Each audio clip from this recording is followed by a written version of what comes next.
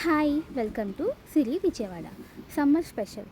Summer అంటే మనకి ఎక్కువగా దొరికేవి మామిడికాయలతో మనం ఈజీగా ఇంట్లోనే మామిడి తాండ్లు తయారు చేసుకోవచ్చు. దీనికోసం నేను 4 మ్యాంగోస్ తీసుకున్నాను.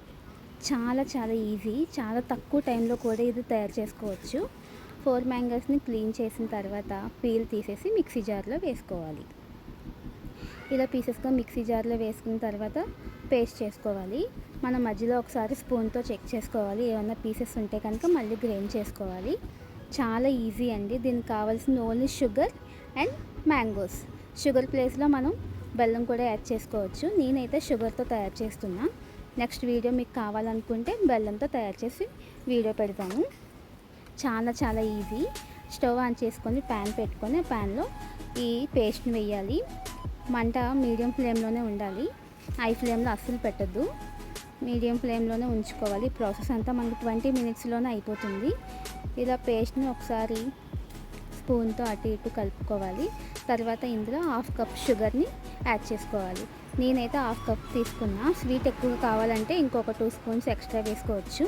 మ్యాంగో స్వీట్నెస్ బట్టి ఉంటుంది. పులుపుగా ఉంటే కనుక ఎక్కువ యాడ్ చేసుకోండి, ఎక్స్ట్రా 2 స్పూన్స్.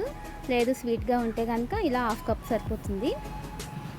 ఒకసారి మిక్స్ చేసుకున్న తర్వాత మధ్య మధ్యలో చెక్ చేస్తూ ఉండాలి. కలపకుండా ఉంటే మాత్రం అది మాడిపోతుంది. మధ్య మధ్యలో చెక్ చేసుకుంటూ ఉండాలి. చాలా ఈజీ అండి. షుగర్ ప్లేస్లో బెల్లం కూడా యాడ్ చేసుకోవచ్చు, మీ ఇష్టం. 20 మినిట్స్లోనే అయిపోతుంది. ఎక్కువేమి దీన్ని ఉడికించాల్సిన అవసరం లేదు. Just 20 minutes. చాలా వరకు దగ్గర పడిపోయింది, అయిపోయిందండి ఇది పేస్ట్. ఈలోపు మనం ఏం చేయాలంటే ఒక ప్లేట్ తీసుకొని దానికి గీ అప్లై చేయాలి. ఒక 1/2 స్పూన్ గీ అప్లై చేసుకోవాలి మొత్తం అంతా, ప్లేట్ అంతా.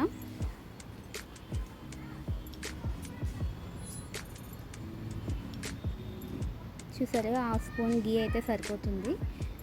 అప్లై చేసుకున్న తర్వాత పేస్ట్ని ఇందులో యాడ్ చేసుకోవాలి.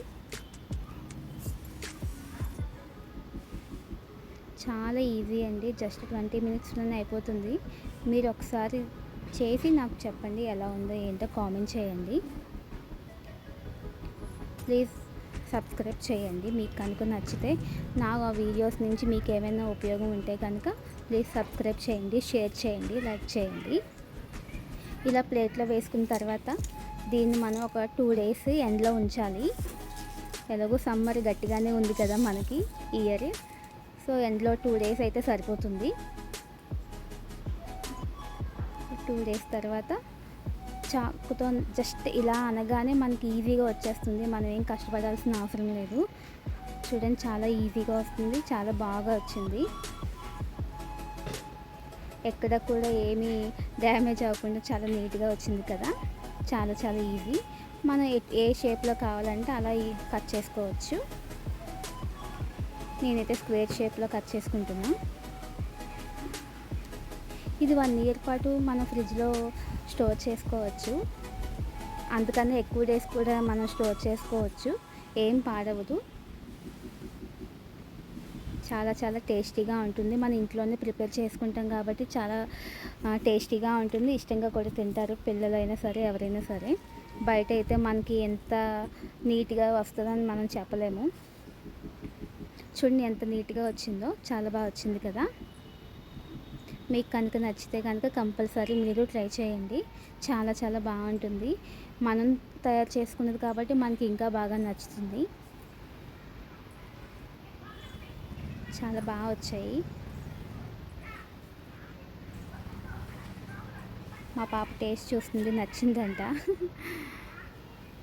Thank you for